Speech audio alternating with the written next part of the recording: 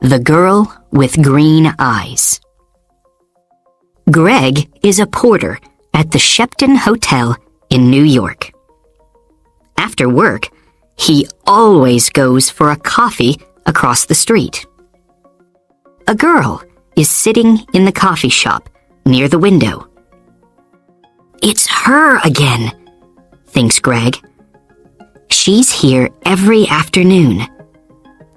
I'm going to say hello." Greg goes into the coffee shop and gets a coffee. Then he goes across to the girl's table. "Hi," he says. "I'm Greg. Can I sit with you?"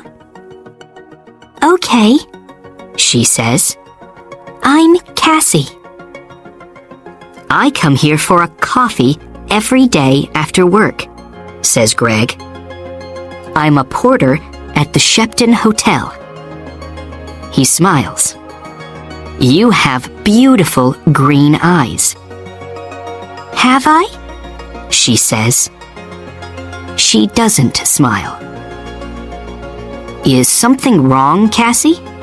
he asks. "You don't look very happy." It's nothing," she says. "Tell me," says Greg. "Maybe I can help." "Well," she begins. "Go on," says Greg. "My stepfather is staying at the Shepton Hotel," she says. "He has my sketchbooks. I'm an artist. When I ask him to give them to me, he says, 'No, I want you to come back home to Boston.' But I don't want to go back to Boston. He's not nice." "How long is he going to be at the hotel?" asks Greg. 2 more days, says Cassie. "He's in room 724. "Maybe I can get the sketchbooks for you," says Greg. "Maybe I can get into his room." "Can you?" she says. "Meet me here tomorrow afternoon at 4:30, says Greg. "Okay, thank you," says Cassie. "Thank you very much."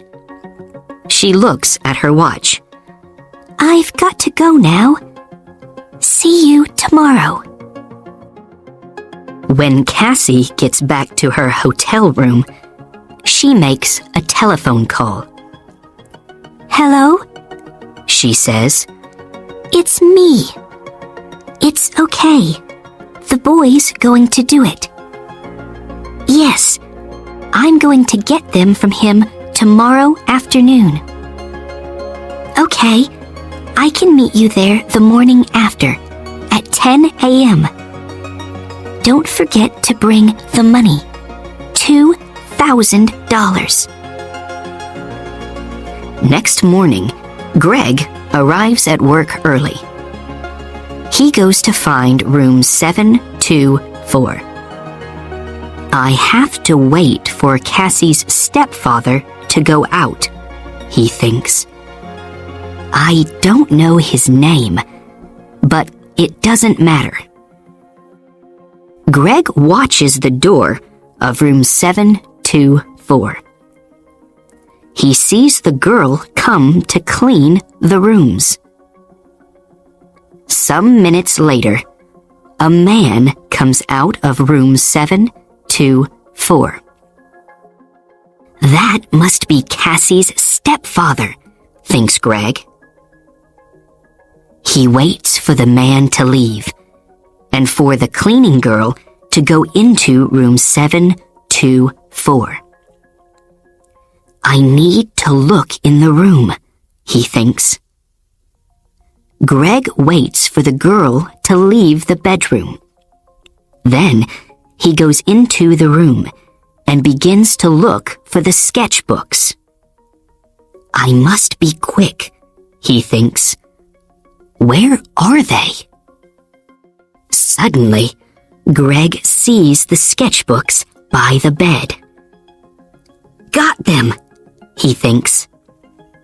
He begins to look at the pictures. Wow! Cassie is a great artist. These are good.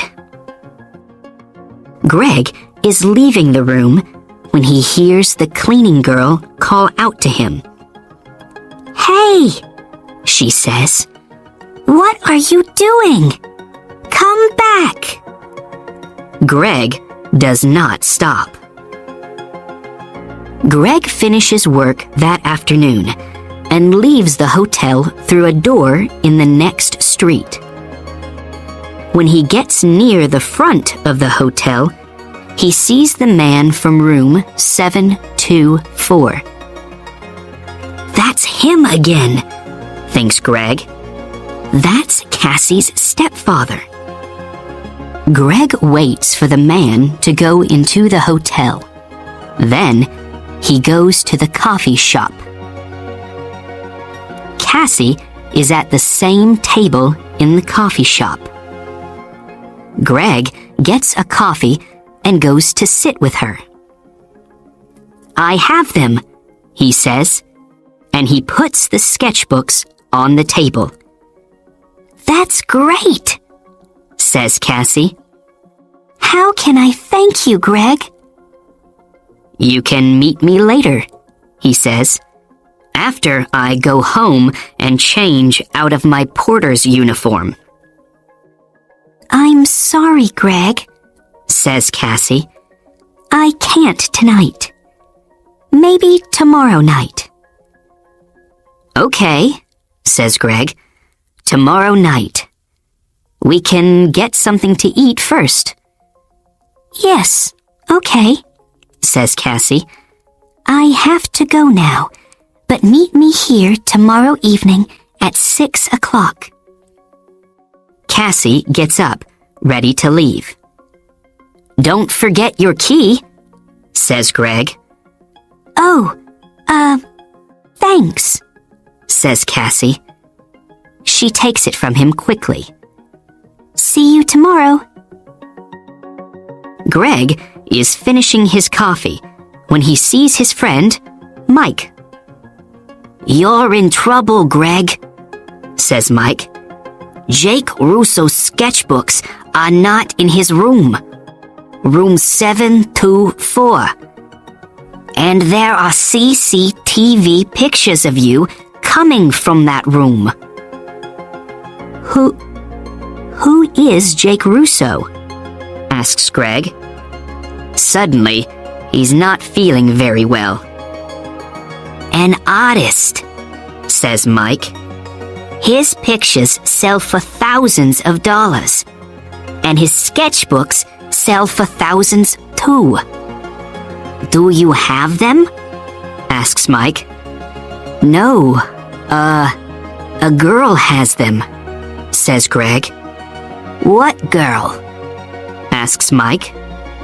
A girl with green eyes, says Greg, and he tells Mike about Cassie and her stepfather. But it's not true, says Mike when Greg finishes speaking. Jake Russo doesn't have a wife or a stepdaughter. You have to find that girl and get the sketchbooks, Greg. And you have to do it before the police find you. Greg walks home to his one-room apartment. How am I going to find her? He thinks. She has Jake Russo's sketchbooks now, so she's not going to meet me again. Is she going to sell them for a lot of money? There is a police car in the street, next to Greg's apartment. Oh no, he thinks. They're waiting for me. I can't get into my apartment now. That night, Greg sleeps on a train in the subway. But early the next morning, "Hey, you," says a man. He's the subway cleaner. "Get up. You can't sleep here all day." "Sorry," says Greg. People are arriving to get their trains now. One of them stops and looks at a photograph in his newspaper, and then at Greg. "It's him," thinks the man. "It's the young man in the newspaper photograph. The police are looking for him."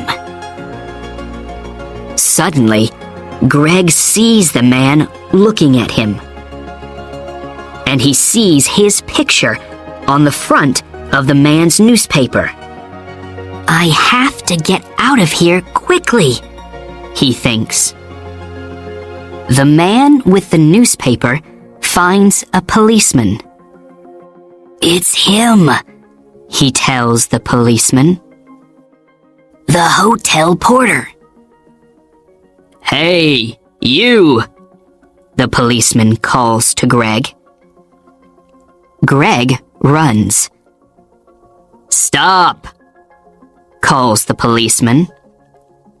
Greg doesn't stop. "I have to get out of this uniform," thinks Greg. "People know I'm the porter. Maybe Mike can give me something different to wear." When he gets to Mike's apartment, Mike opens the door. "I need something to wear," Greg tells him. "I can't go back to my apartment. My picture's in the newspaper, and—" "Yes, I know," says Mike. "It's okay. Come in." "Where's the girl?" asks Mike. "Do you know?" "No," says Greg. "What can you remember about her?" says Mike. "There must be something to help you find her." "Yes," Greg says suddenly. "Her key. A key to a room in the Dolphin Hotel. It's a small, cheap hotel near 42nd Street. She must be staying there." "What's the time?" "Nearly 9 o'clock, says Mike. "Maybe she's there now," says Greg. "I have to go." "Thanks, Mike." 20 minutes later, Greg is near the Dolphin Hotel. "Am I too late?" he thinks. Suddenly, Greg sees Cassie come out of the hotel. "Cassie!" he calls. "Wait! I have to talk to you." Cassie sees him, but she doesn't stop. There is a car waiting for her. She says something to the driver and gets into it quickly. "Oh no," says Greg. "Pier 83, says an old man in the street. Greg looks at him. "What?" "The girl is going to Pier 83, West 42nd Street, for the Circle Line boat," says the old man. Greg smiles. "Thanks," he says. And he begins to run. Greg runs all the way to Pier 83. People are getting on to the boat, and he gets a ticket. On the boat, Greg looks for Cassie. But a woman with a newspaper is looking at him. It's the young man in the picture, She tells the man with her. Call the police, Eddie. The man gets his phone and calls the police. Some time later, Greg sees Cassie. She is talking to a man. But Greg does not see two policemen get on the boat. They quickly find Greg. Where are Jake Russo's sketchbooks? The first policeman asks him. I don't have them, says Greg. You don't want me. You want her. She has the sketchbooks. Hey, look. He's right, says the second policeman. The two policemen move quickly to Cassie and the man. I don't understand, says Cassie. How? The two of you are coming with us, says one of the policemen. You're in trouble. Later, Greg and a policeman take the sketchbooks back to the hotel. Jake Russo is very happy to see them again.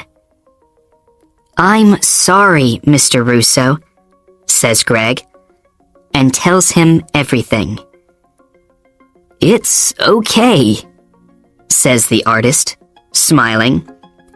But stay away from girls with beautiful green eyes.